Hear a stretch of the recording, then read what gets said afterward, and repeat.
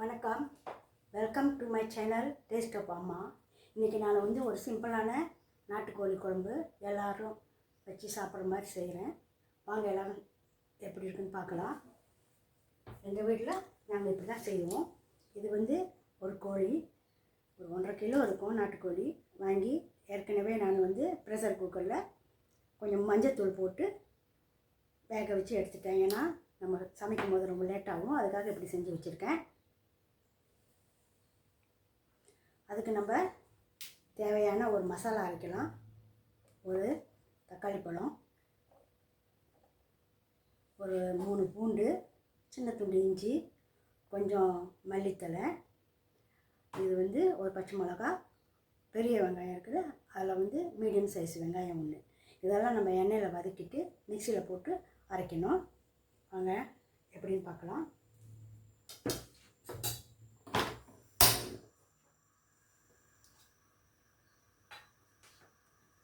இதுக்கு நம்ம தேவையான அளவு கொஞ்சம் ஊற்றிக்கலாம். எல்லாத்தையும் ஒரேடியாக கொட்டிக்கலாம்.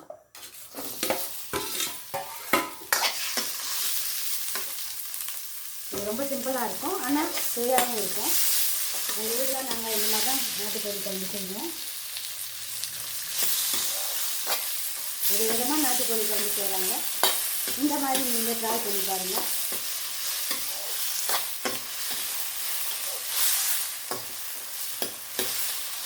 கொஞ்சம் நல்லா வதங்கணும்.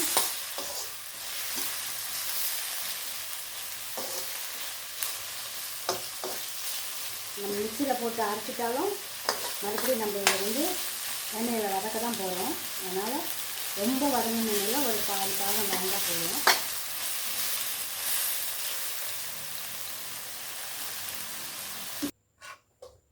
இப்போ இதை நம்ம எடுத்துட்டு மிக்சியில் போட்டு அரைச்சி நல்லா அரைச்சிடுவோம்.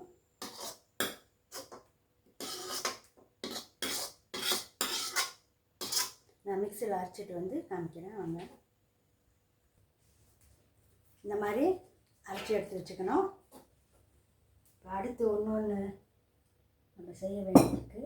இப்போ இந்த மாதிரி ஒரு பெரிய வெங்காயம், சின்னது அரை வெங்காயம் எடுத்துக்கோங்க, கொஞ்சம் இஞ்சி எடுத்துக்கோங்க, 2 ஏலக்காய், கொஞ்சம் கிராம்பு, பட்டை, பெருஞ்சீரகம். இதை நீங்கள் என்ன செய்யணும், முதல்ல பெருஞ்சீரகம், பட்டை, கிராம்பு, ஏலக்காவை முதல்ல நம்ம இடிச்சிக்கணும். இடிச்சிட்ட பிறகு இந்த இஞ்சியும் பூண்டையும் சேர்த்து இடிச்சு, இஞ்சியும் வெங்காயத்தையும் சேர்த்து இடித்து இந்த மாதிரி ஒரு நிறைய செஞ்சு எடுத்து வச்சுக்கோங்க.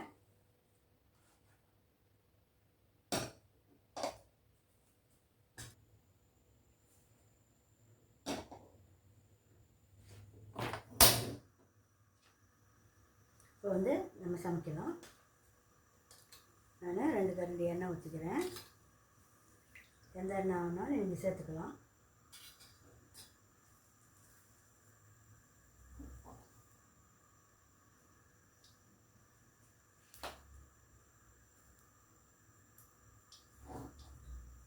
சட்டி சூடாகட்டும்.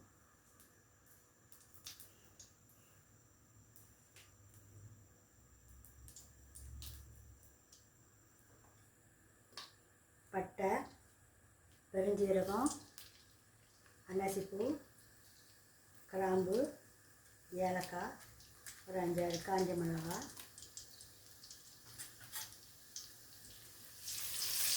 சேர்த்துக்கணும்.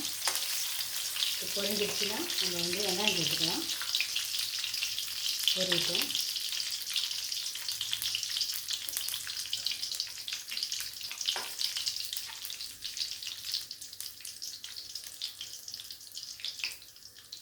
இது ரொம்ப சிம்பிளானது தான், நீங்கள் செஞ்சு பாருங்கள்.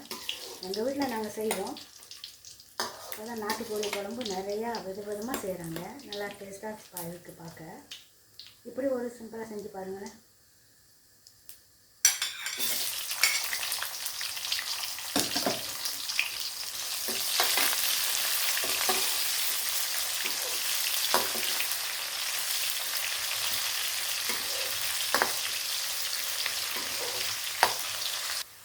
வெங்காயம் வந்துடுச்சு. இப்போ நம்ம கொஞ்சமாக மிக்சியில் அரைச்சோம்னா அந்த இங்கே சேர்த்துக்கணும்.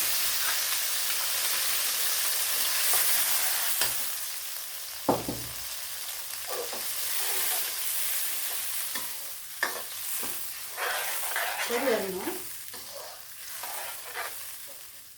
நல்லா வேகட்டும். அது மூடி வைக்கலாம்.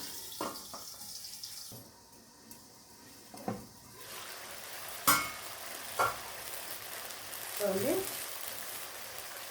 மசாலா வந்துடுச்சு. இதில் வந்து நான் வந்து இறைச்சி மசாலா இந்த ஸ்பூனில் 2 ஸ்பூனு சேர்த்துருக்கேன். டேபிள் ஸ்பூனில் 2 ஸ்பூனு. இது டேபிள் ஸ்பூனில் வரமிளகாத்தூள் 1 ஸ்பூன் சேர்த்துருக்கேன். மல்லித்தூளும் டேபிள் ஸ்பூனில் 1 ஸ்பூன் சேர்த்துருக்கேன்.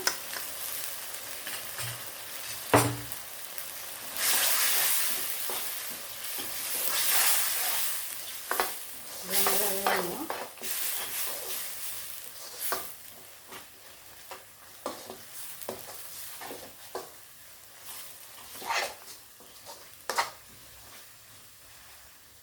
கொஞ்சம் வேகட்டும்.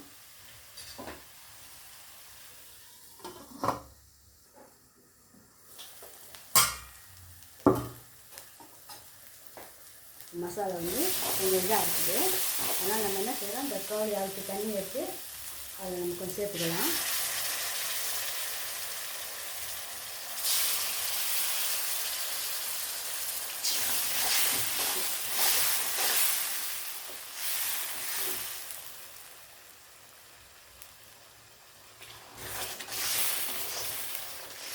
இப்போ நாங்கள் வேகட்ட மசாலா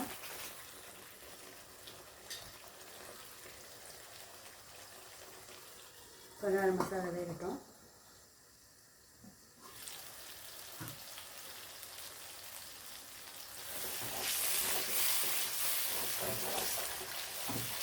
வெந்துடுச்சு.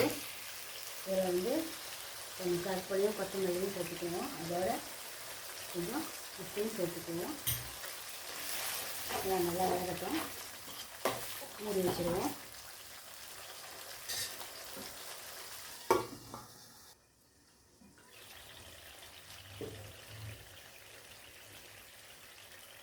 நல்லா மசாலா வெந்துடுச்சு. இது வந்து இந்த நாட்டுக்கோழி எண்ணெய் ஊற்றின தண்ணியை ஊற்றின பார்த்தீங்கன்னா அது உள்ள எண்ணெய். இது நாட்டுக்கோழியில் நிறைய எண்ணெய் இருக்குது. பார்த்து வச்சுக்கோங்க. நாட்டுக்கோழியை நான் சேர்த்துக்கிறேன்.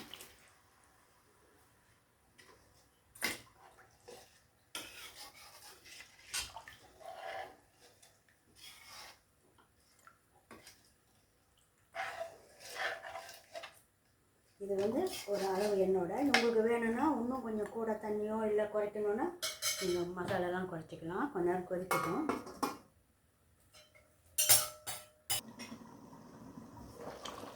குழம்பு நல்லா கொதிக்குது. இது முன்னே சொன்னேன் இல்லைங்களா, வெங்காயம், பெருஞ்சீரகம், பட்டை,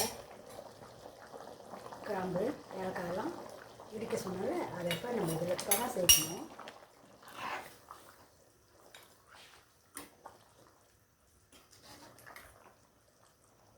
இது ஒரு கொதி வரட்டும்.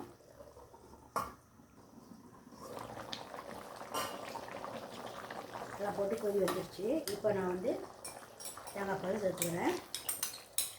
இந்த நமக்கு தேங்காய் பால் தான் ஊற்றி சாப்பிடுவோம்.